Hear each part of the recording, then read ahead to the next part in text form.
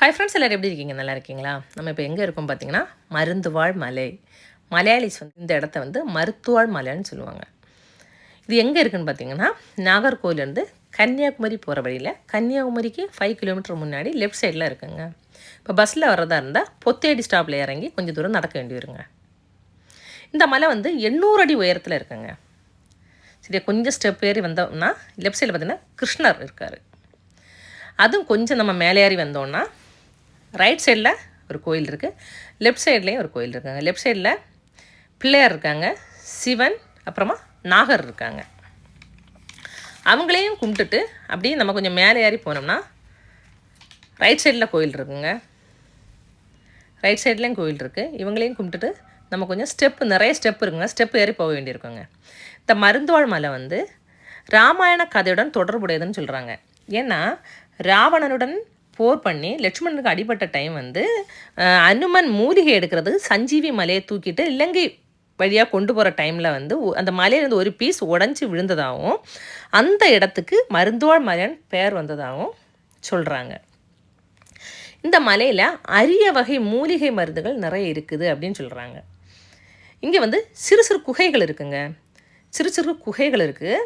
அந்த குகைக்கு உள்ளுக்கெல்லாம் சித்தர்கள் தவம் செய்து ஜீவ சமாதி அடைஞ்சதாக சொல்கிறாங்க. இங்கே ஒவ்வொருத்தங்களும் தனித்தனியாக கோயில் இருக்குங்க. சிவன், நாராயணகுரு, ஆஞ்சநேயர், இவங்களுக்கு 3 பேருக்குமே தனித்தனியாக கோயில் இருக்குங்க. இப்போ அந்த ஏரியாவை சுற்றி பாருங்கள். சுற்றி பார்த்தாலே அவ்வளோ அழகாக இருக்குங்க. அப்புறமா கொஞ்சம் ஸ்டெப்ஸ் ஏறி போனோம்னா நிறைய ஸ்டெப்ஸ் இருக்குங்க. கொஞ்சமாக மேலே ஸ்டெப்ஸ் ஏறி போனோம்னா அங்கே ஒரு சிவன் கோயில் இருக்கும். இங்கே வந்து நாராயணகுரு சுவாமி வந்து 7 வருஷமாக பிள்ளைத்தடம் அப்படிங்கிற இடத்துல தவம் பண்ணதாக சொல்கிறாங்க. இப்போ பாருங்கள், நம்ம உள்ளுக்கு வந்தோன்னா ஒரு சிவன் கோயில் இருக்குது. அப்புறமா பார்த்திங்கன்னா இங்கே தண்ணி, இதை வந்து சுனை நீர்னு சொல்லுவாங்க. முன்னாடி உள்ள மக்கள் எல்லாம் அந்த தண்ணியை குடிப்பாங்களாம். இப்போ வந்து அந்த தண்ணி வந்து சுத்தமாக இல்லை. சரியா? இப்போ சிவன் கோயில் இருக்குது. சிவன் சாமியை கும்பிட்டுட்டு நம்ம அங்கே போக வேண்டியது. இங்கே இருக்க சிவனோட ஸ்பெஷல் என்னென்னா பாறைகளுக்கு உள்ளாடி இருக்கார் அந்த சிவன். சரியா? இவங்களையும் கும்பிட்டுட்டு நம்ம அப்படி ஸ்டெப்ஸ் ஏற வேண்டியதாங்க. நாராயணகுரு வந்து இங்கே வந்து 7 வருஷமாக அந்த மலைக்கு மேலே பிள்ளை தடங்கிற இடத்துல தவம் பண்ணதாகவும் ஐயா வைகுண்டரும் இந்த இடத்துல தவம் பண்ணதாகவும் சொல்கிறாங்க. கொஞ்சம் மேலே ஏறி வந்தால் இங்கே வந்து நாராயணகுருவுக்கு ஒரு சின்ன குகை மாதிரி இருக்குது. அதையும் தாண்டி வந்தோம்னா ஒரு லிங்கம் தெரியுதுங்க. அதுக்கு பக்கத்தில் ஒரு சின்ன குகை தெரியுது. கேரளாவிலேருந்து ஒரு சித்தர் மாதிரி ஒருத்தங்க வந்து இப்போது அங்கே வாழ்கிறதா சொல்கிறாங்க. அப்புறமா அதையும் தாண்டி நம்ம கொஞ்சம் தூரம் போனோம்னா அங்கே ஒரு கோயில் இருக்குங்க. அதுக்கு கீழே பார்த்திங்கன்னா இங்கே பார்த்திங்கன்னா சாய்பாபா கோயிலெல்லாம் தெரியுது. அந்த வியூ சூப்பராக இருக்குங்க. அங்கே மேலே நின்று பார்த்தாலே அவ்வளோ அழகாக தெரியுது. அப்புறமா நம்ம இந்த கோயிலுக்குள்ளாடி போனோம்னா அங்கே வந்து ஆஞ்சநேயரும் இருக்காங்க, அம்மனும் இருக்காங்க, ஐயாவும் இருக்காங்க. 3 பேர் இருக்காங்க. சரியா? அங்கே இப்போ வந்து ஆஞ்சநேயரும் அம்மனும் இருக்காங்க, ஐயாவும் இருக்காங்க. அங்கேயும் போய் சாமி கும்பிட்டுட்டு வந்தாச்சுங்க. வந்தால் இங்கே வரவங்களுக்கு தியானம் பண்ணுறதுக்கு அதில் ஒரு மண்டபம் மாதிரி இருக்குங்க. அங்கே அமைதியாக இருக்குது. நம்ம எவ்வளோ நேரம் வேணாலும் உட்காந்துட்டே போகலாங்க. அப்புறமா நம்ம வர்ற வழி தான் பார்த்திங்கன்னா கரடு முரடாக இருக்குங்க. கல்லாக தான் இருக்கும். ஆனால் நம்ம ஒவ்வொரு அடியும் பார்த்து தாங்க எடுத்து வைக்கணும்.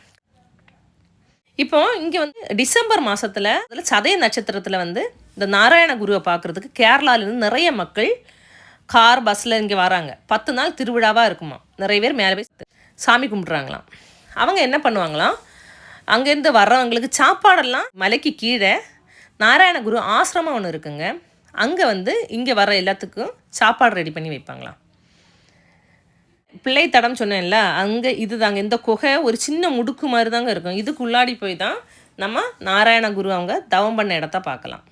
ரொம்ப ரிஸ்க் எடுத்து தாங்க இதுக்குள்ளாடி போகணும். அங்கே போய் பார்த்தோம்னா ஒரு சின்ன குகை தான்.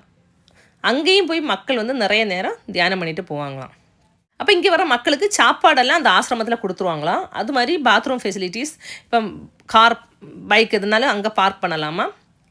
அப்புறமா பார்த்திங்கன்னா கேரளாலேருந்து நைட்டு வர்றவங்களுக்கு படுக்கிறதுக்கும் அங்கே ஏற்பாடு பண்ணி கொடுத்துருவாங்களாம். கேரளாலேருந்து வர்றவங்க சாப்பாடு எல்லாமே அங்கே தாங்க. அதை தாண்டி வந்தோன்னா மலை உச்சியில் தாங்க நம்ம பார்க்க வந்த ஹீரோ இருக்கார், ஆஞ்சநேயர்.